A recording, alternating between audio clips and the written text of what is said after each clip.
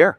Good to see you again. Thanks for coming by. Thanks for having me. Let's just jump right to the sticky question of this election. The guy that doesn't live here in Canada, that's wreaking havoc in Canada.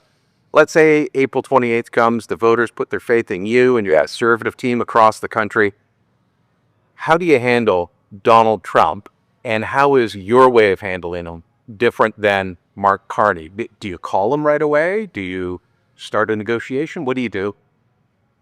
Well, what I would propose to him is suspend the tariffs and quickly renegotiate CUSMA, because this state of like random, sudden waves of new tariffs is totally destabilizing both our economies. It's sending stock markets into a tailspin.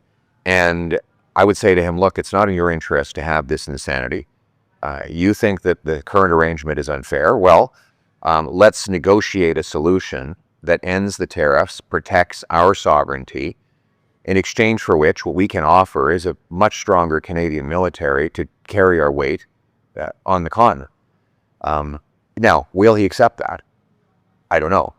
He has been very unpredictable. Mr. Carney had a phone call with him and came out of it saying it was productive and that he made progress. And then 4 or 5 days later, Trump hit us with even more tariffs. And then the other day, Trump paused tariffs on almost every country in the world except Canada. So I kind of wonder what progress Mr. Carney is bragging about. I'm not blaming him for the tariffs, of course, but I am pointing out that his singular election promise is that he can, quote unquote, handle Donald Trump. So far, there's no evidence of that. What we need to do is focus on what we can control, which is to say, reverse all of the disastrous policies that Carney advised Justin Trudeau to put in place and that all the current Liberal MPs running for re-election helped impose. Those policies need to go. That is to say, we need to repeal the anti-energy law, C-69, repeal the industrial carbon tax, the energy cap, quickly approve LNG plants, factories, pipelines, etc. I heard you say that, but how would you be different than Mark Carney saying, I'm going to call him up right away? I mean, do you take a different approach to trade negotiations? Or if you remember back to when we renegotiated NAFTA into CUSMA, the Americans published this long list of their objectives, or as required to by law. It wasn't Donald Trump being, really nice to anybody. They're required by law. Right. And it was all about better access for their producers, better access for their manufacturers, better access to our markets and the Mexican markets. Ours was, we wanted gendered language and environmental changes. There was nothing in what the Trudeau government put out that said we need better access. I mean, at the same time, we renegotiated, and we've been taken to the trade panel several times by the Americans saying you're not following the rule of the agreement. So there's obviously problems with the agreement. How would you be different? Well, different than that, I would obviously put on the table things that the Canadians want and need, like we need an end to the softwood tariffs. It's crazy that we're being hit with 15% tariffs. By the way, those weren't imposed by Trump. Those were imposed by Biden. And Harper got them off 80 days after he became prime minister. I want an end to the softwood tariffs. Second, we need an end to Buy America for Canadian goods. We had an exemption to Buy America, again, under Harper. That allowed Canadian construction companies to sell their goods to American governments. That's the second thing I'd like to have. And I also want to, I want to make sure that anything we offer the Americans, particularly on national defense, are things we can pull back in the event that Trump goes back on his word. So if he suddenly hits us with a bunch of new unexpected tariffs out of nowhere, well, then we're going to pull back on the things that we've committed to do for him. One of the failures of the CUSMA negotiation and deal is the Liberals did not bake in any long-term leverage to say to the Americans, look, if you go back on CUSMA, well, we're going to withdraw these 4 or 5 things we've offered you. That's necessary because it's the only way to dissuade Trump from hitting us again in an unprovoked way like he did this time. Now, you've been getting some criticism lately. I know you've answered this in your news conferences, but Corey Tenek, a guy that you know well, you've known for a long time, being very critical of the campaign. I've heard you say why you're going to continue doing this. What's it like getting harsh criticism from someone that you've known so long that has been a friend? Well, it's life in the big city. I focus on, I think the criticism I'm getting is that I'm focusing too much on the cost of living and on crime and those issues that affect people's daily lives. I'm not changing that. The reality is that I meet every day. I meet single moms who can't feed their kids. I meet seniors who tell me they don't know how their savings are going to run out before their days run out. I meet the young couples that are in their 30s who can't have kids because the Liberals have doubled the cost of housing. And, the Liberals and their friends in the lobbying world want Canadians to forget about that. Their entire election strategy is to pretend the last 10 years never happened. But there is a big chunk of the population that is very anxious right now. Yeah. I don't particularly understand how anxious some people are, because this too shall pass, and countries outlive governments, good and bad. But I mean, speak to those people that are worried. I mean, do you have anything to say that would make them say, okay, I'll go back to considering Pierre Poilievre Conservatives? Well, if you are anxious about the Canada-U.S. situation, I understand that. It's the elephant next door. They're the biggest military and economic superpower the world has ever seen, and the president has been very unfriendly to us with his words and deeds these last 100 days. But we will overcome this. I have no doubt about it. I have no doubt that we will stabilize the relationship, get back to trading while protecting our sovereignty and our independence. I think, frankly, what's going to happen is that midterms are going to start to get closer, and congressmen and senators are going to say to the president, okay, our factories are under pressure because of these crazy tariffs. Our consumers are paying higher prices. Can you please stop fighting with Canada? It's making our people poorer. And I think we can get a deal that will bring peace and calm, and we can get back to focusing on the problems that were homemade. Like, before Donald Trump was reelected, we had a Liberal housing crisis. We had 2 million people lined up at food banks every single month. We had people paying more in taxes than they're spending on food, clothing, and shelter combined. And those problems are going to survive after Donald Trump unless we take a dramatically different action to fix them. Mark Carney represents more of the same. It's going to be the same Liberal MPs, same Liberal ministers, same Liberal promises, and you'll get the same Liberal result. We need a change, and I'm the only change in town. That's just the reality.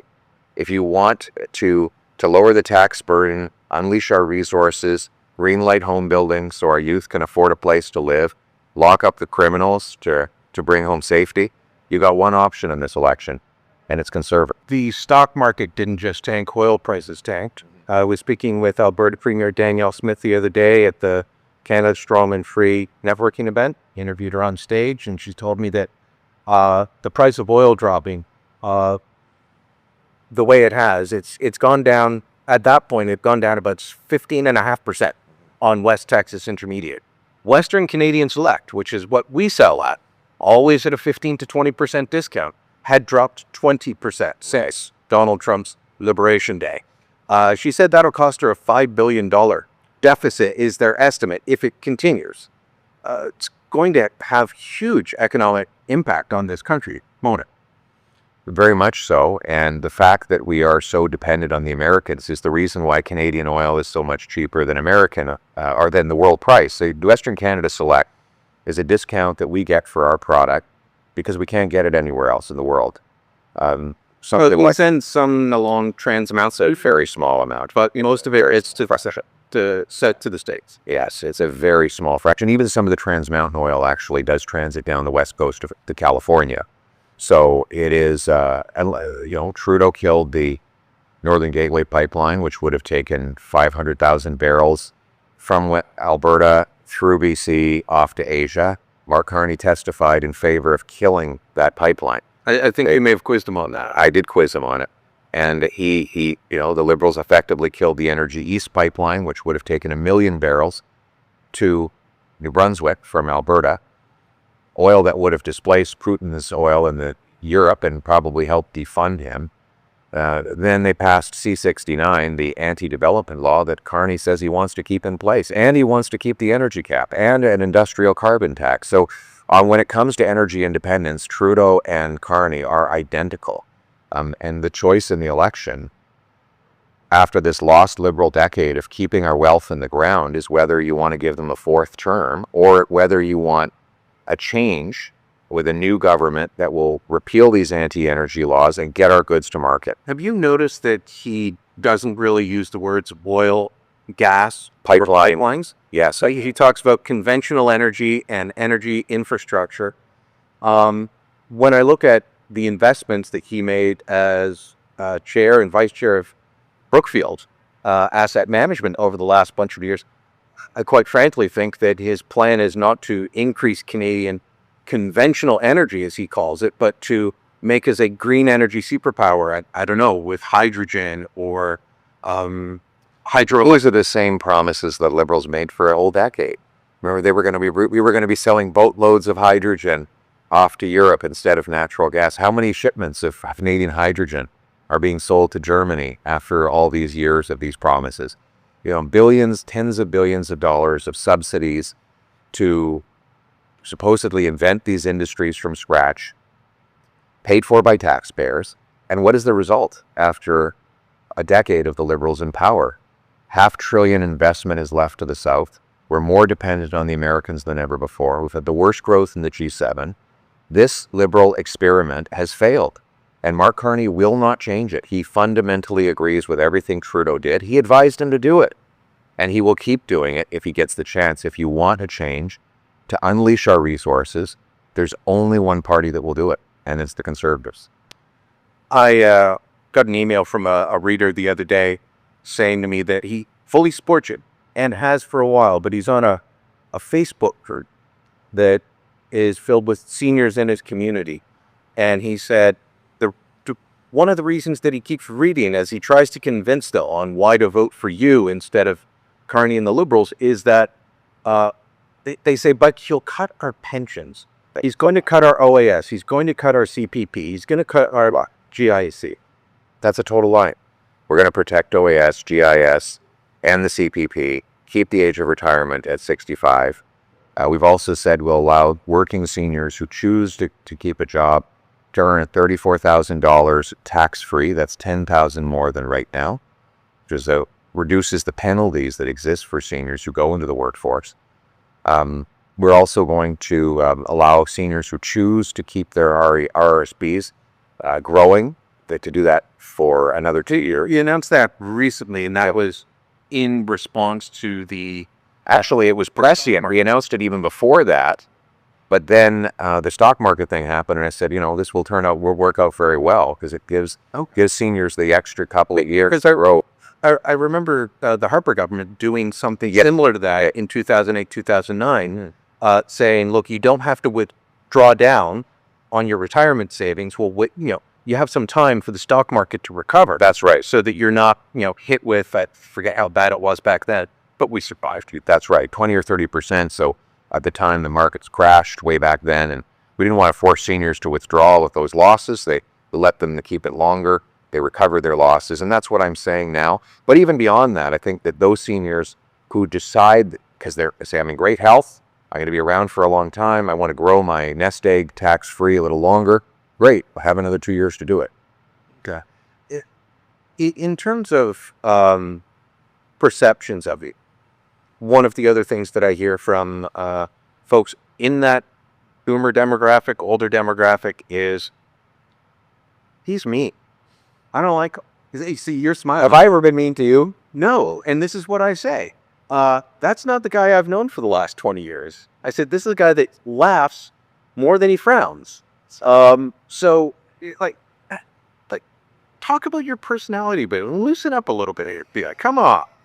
Yeah, at first you were trying to get me drinking. Now, I had somebody else. Okay, whatever. I did offer. Do you want a beer before the start? He said no. I don't drink as much as I did when I was younger. I'm going to be too old for that. No, listen. I think the challenge is that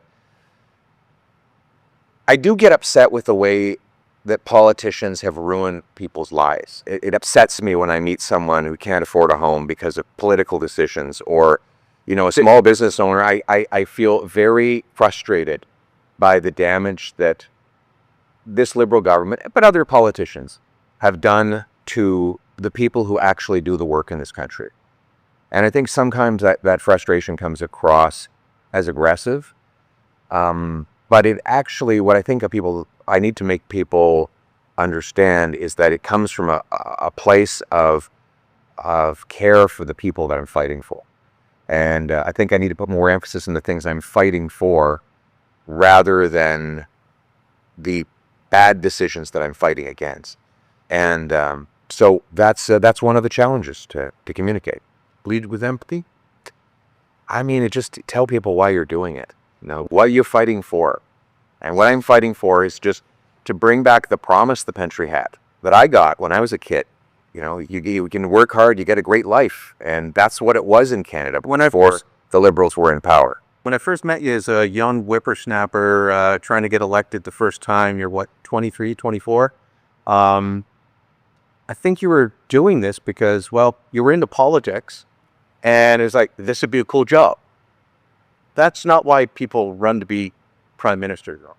I mean, you don't look and say, oh, that'd be a cool job. Let's go do that. Yeah, but I shouldn't run to because it was a cool job. I believed in actually the same things back then that I believe in now.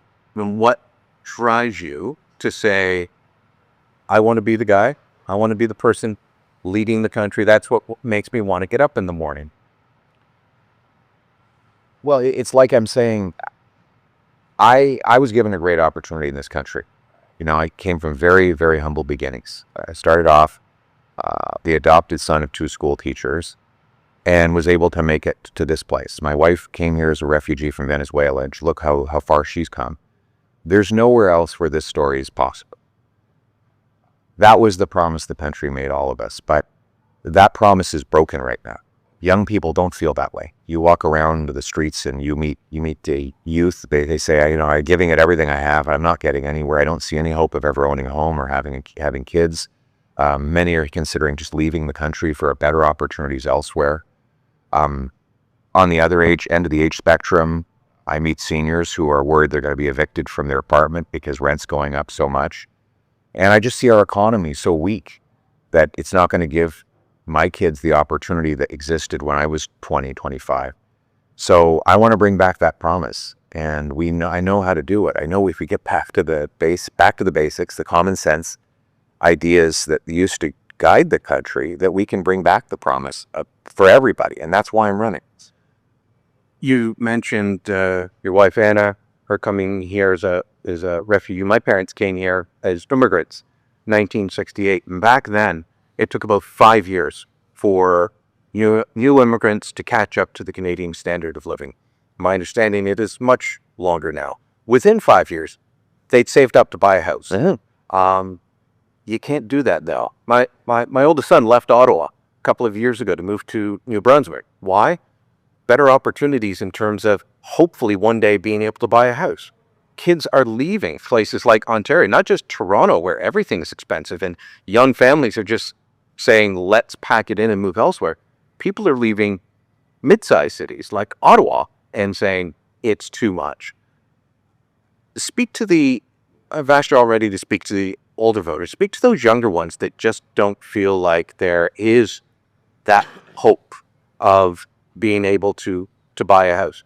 I can't think of any young person I know in Toronto without the bank of mom and dad being involved. Being able to buy a house. I'll give you one more quick example. Young guy I met, Karthik, came to Canada about a decade ago. He makes very good money. He says, why should I be making high 6-figure income and I can't buy a place to live? It's nuts. It's nuts. When my wife was in her early 20s, she had a good job, but she was able to save up with her own money and get a down payment on a nice detached townhouse an attached townhouse in Orleans, East End of the nation's capital. That's how it was. It's funny. I shouldn't have sold it. I sold my condo in Barhaven, 35 minutes from Parliament Hill in 2015. It went for $219,000 or something like that. $219,000. It's unbelievable. How much And, would that be going for now? it hurts too much to fat. I'd be a much richer man if I had rented it out. But the point is that housing was cheap 10 years ago in Canada. And it should be cheap. This should be the cheapest place in the world to own a home because we've got so much dirt to build on. We got more land per capita than any country in the G7. I hear we have lumber. We got lumber, we got workers, we have companies to build it. What we don't have is permits. We have high taxes and government delays that block home building. The majority of the cost of a new home is government. It's delays, permits, zoning, consultants, lawyers, accountants, lobbyists, all that. Though a lot of that is local Some municipal of it is. And I'll give a quick Yes. example from here. You mentioned Orleans. Spoke to one developer, and developers in Ottawa, as in most major cities, they work in all parts of the city. So this developer had put in plans to the city of Ottawa for a subdivision in Orleans. They wanted to replicate the same houses with the same plans, with similar street design and a different part of plot of land in the West End. We have to review all of your house designs once again. They'd already been approved by the city, but nothing that you submitted before, even though you're replicating it, That's unbelievable. is valid. And 30% of the cost of that home will be direct taxes. Sales tax, land transfer tax, development charges. So here's my plan. First of all, we're going to axe the GST, the sales tax on new homes. Second, I'm going to pay the municipalities half the cost of cutting their taxes. So up to 50 grand. So you combine the getting rid of the GST on new homes with getting the municipalities to cut their taxes by up to 50 grand. That's 100 grand in taxes that we can take off home building costs. On top of that, I'm going to be linking federal infrastructure dollars for cities to the number of homes they allow to be built to incentivize them to speed up permits, free up land, cut the development staff. Explain that a little bit. Well, because why that's been described by your opponents as you're going to punish cities. Well, there's going to be a carrot and a stick. The carrot is that those that build more will get more infrastructure money. Those that build less will get less. And so that will incentivize them to free up the permits and speed up the approvals to get the homes built, to go down and say to the bureaucracy in the bowels of the city of Ottawa, you can't force this guy to submit a new set of designs, even though he's already done it once before. The only way you're going to get these permits going is if you incentivize the municipalities with money for homes, money for doors, pay them the way realtors and home builders get paid for each door. And that's how you'll get them out of the way. We're also going to sell off 6,000 federal buildings, thousands of acres of federal land to build new homes. And finally, back 350,000 training spots at mostly union training halls to get the young tradespeople who can build the homes in the future. I listened to Mark Carney's housing announcement. I went through the news release. I went through the backgrounder. There was a word missing. Ownership. Right. There is a difference in views, and I see this. I cover all levels of politics: city hall, provincial, federal, and there is a view among some that we don't need to have home ownership. We just have, and Justin Trudeau was putting that forward, and it looks like Mark Carney's carrying that on. You'll rent from the government, or the government will own the land and lease it to you. And there's also this idea of we don't need single-family homes. Everyone can live in a box in the sky. Look, I live in a box in the sky now in downtown Toronto. I quite like it. It's great. But if you're raising 1, 2, 3 kids, at a certain point, that becomes a pain. That you want a yard for the kids. You want a place for them to play. How are you different from what you've seen Mark Carney put forward, what the progressives at the provincial and municipal level push of this idea of, we'll put everyone in boxes and you can rent forever? Well, I'm different in every way on housing.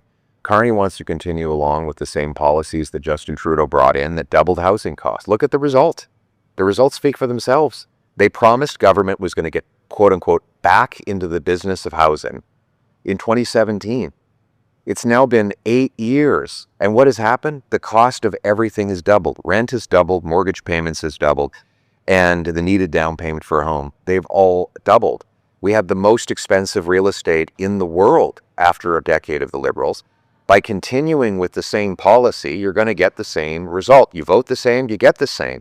Carney is actually even more extreme than Trudeau in this idea. He wants to create some kind of a grand government corporation that's going to build prefab homes and rent them to you.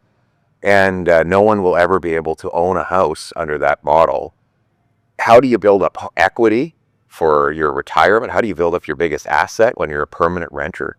And how do you start a family if you can't have a yard or a driveway where they can play street hockey and where they can let the dog outside? The beautiful suburban life that Canadians want requires single-family homes. So governments don't build homes. The good news is they don't have to. We have lots of builders.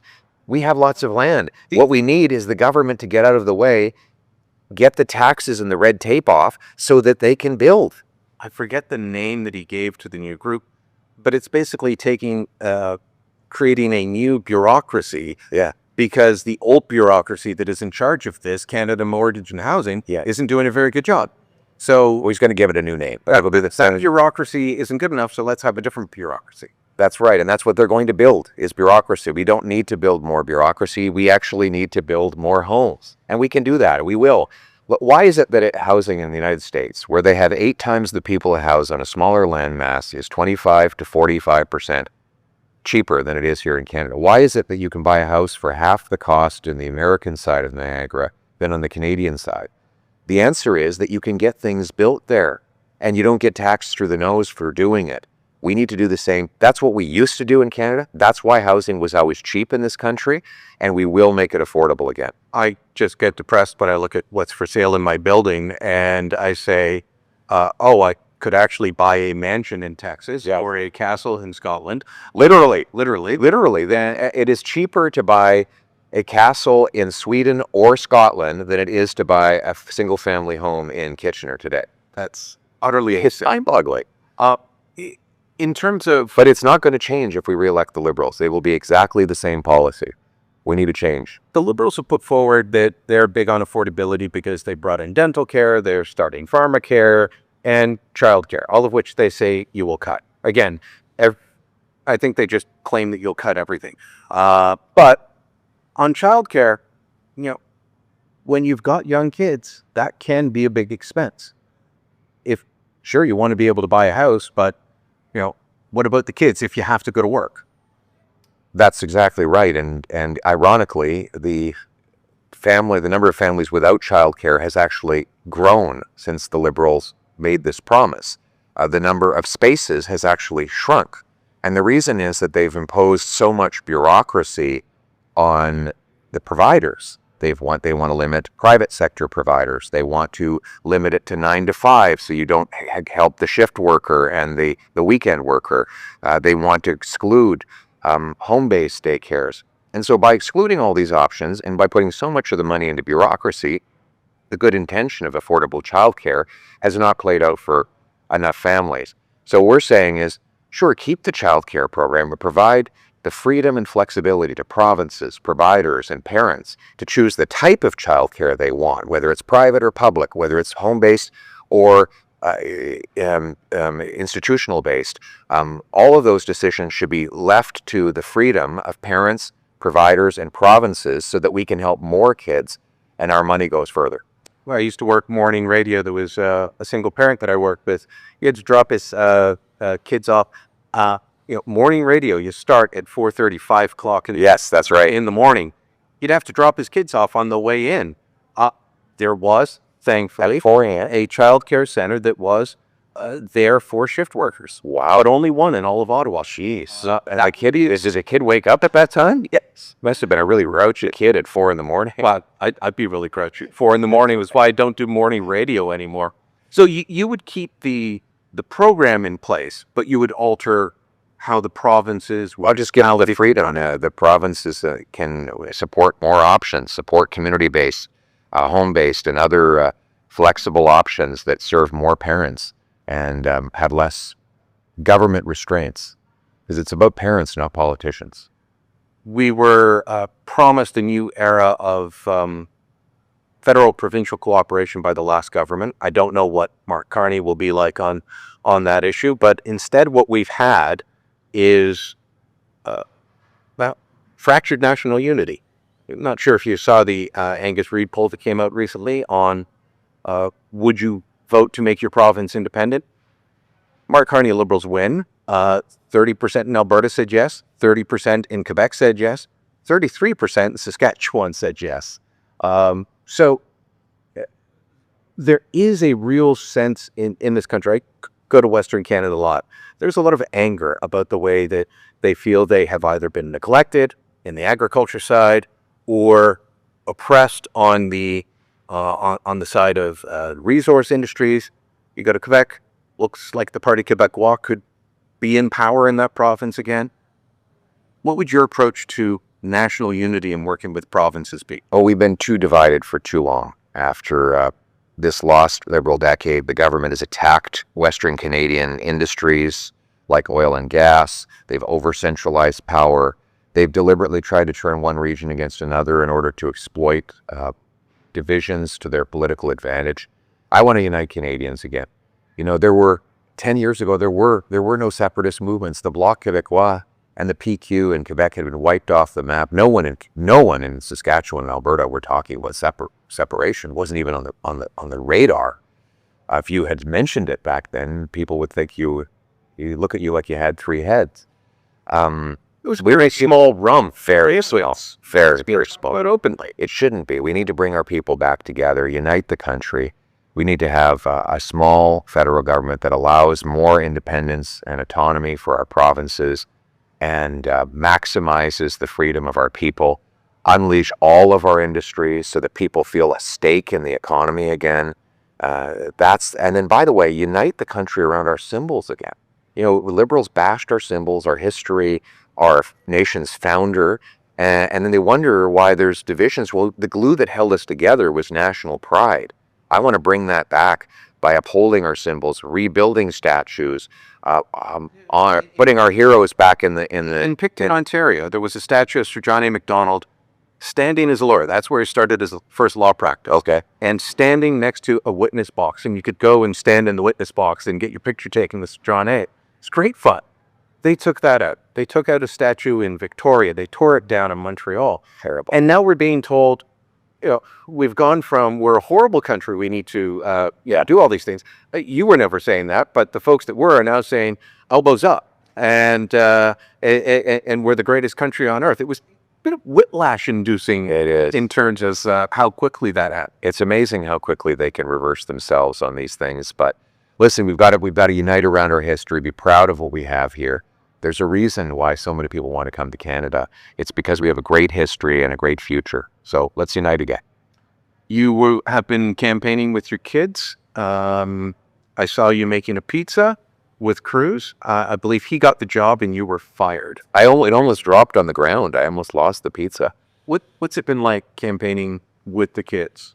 Well, it's been a lot of fun. Valentina loves motion. She loves to be in motion all the time. She does not like standing still or sitting still. And so campaigns move. You're on a bus, it's moving. You're on a plane, it's moving. And when we're moving, she's happy. And so I've enjoyed having her along, and she's been extremely well adapted. And how old is Valentina? She's 6 now. She's got some special needs. But she's been very resilient. She's had 1 or 2 nights where it was tough for her to sleep. I think she got too much sugar one day, and then she was bouncing off the wall. That never bothers kids. Oh, no, it bothers the parents. And then Cruz is Mr. Inquisition. He's always got questions. Where does he get that from? That's a good question. He'd be very good in a parliamentary committee one day, maybe. But no, he's a wonderful little boy, and he's been by Daddy's side for most of the campaign. Our in-laws took them back home for a few days to let them rest up and regroup. But it's been a rewarding time, and Anna's been so strong in helping us get through this wild adventure.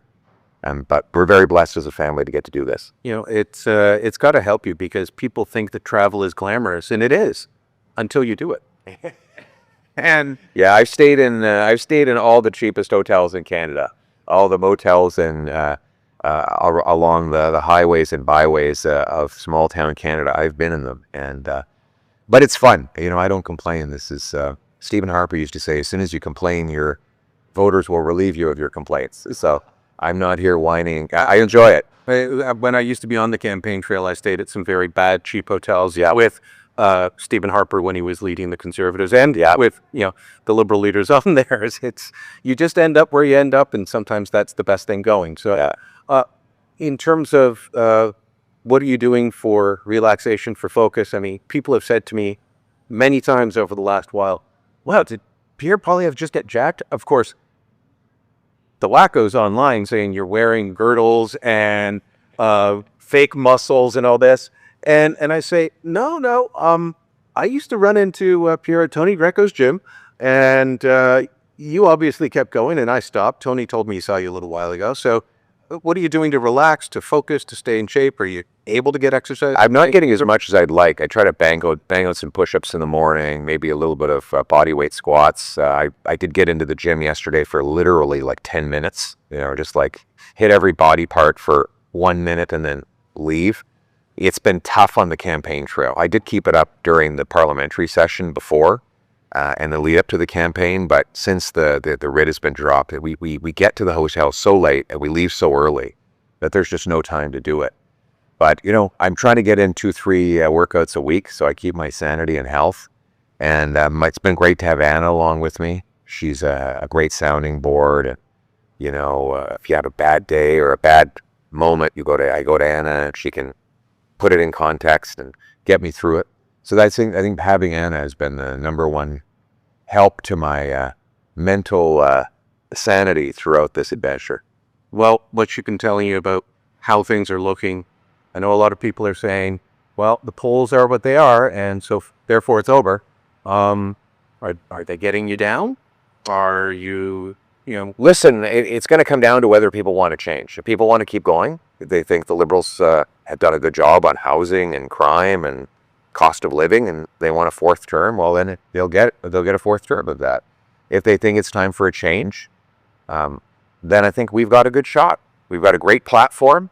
We're giving people a chance to keep more of their money with a 15% income tax cut. We're the only guys who got a plan to bring down housing costs. We're the only ones who are going to lock up the criminals and restore street safety to our streets. The only ones that will unleash our resources to strengthen our economy against the Americans. So it's up to Canadians. If they want a fourth term, they'll get one. If they want change, then as I said earlier, I'm it. I'm the only change in town. You've got some surprising endorsements. Yes, I'm not talking Stephen Harper. It'd be bad if he endorsed somebody else. Yeah. Although he did say that both of you have worked for him, and he chose you. But you got the International Brotherhood of Boilermakers. Not a huge union, but a significant one, especially for the resource industry. That's my dad's old union. They have never endorsed federal conservatives. Right. You've also got a bunch of police unions and other trade unions. Yes. Yesterday, the IBEW in Windsor endorsed us. We had the Atlantic Wide Carpenters Union backed us up. The United Association of Plumbers, Steam Fitters, and Pipe Fitters. Yep. They endorsed us. That's a very big union. We've gotten very good support from LIUNA. They haven't endorsed our party, but they've endorsed my platform. They're the biggest laborers union in the country, one of the biggest in North America. But then on the flip side, just today we had some of the most respected business leaders in all of Canada publishing it. So I've never seen that before, where labor and business are both saying, this is the guy. What do they have in common? They want to get things built. They want to stop stopping and start starting. And they know that I'm the guy with the plan to change that. All right. Well, enjoy the rest of the campaign, including the debates. Thank you, my friend. We'll talk again soon. Great to see you. Good to see you.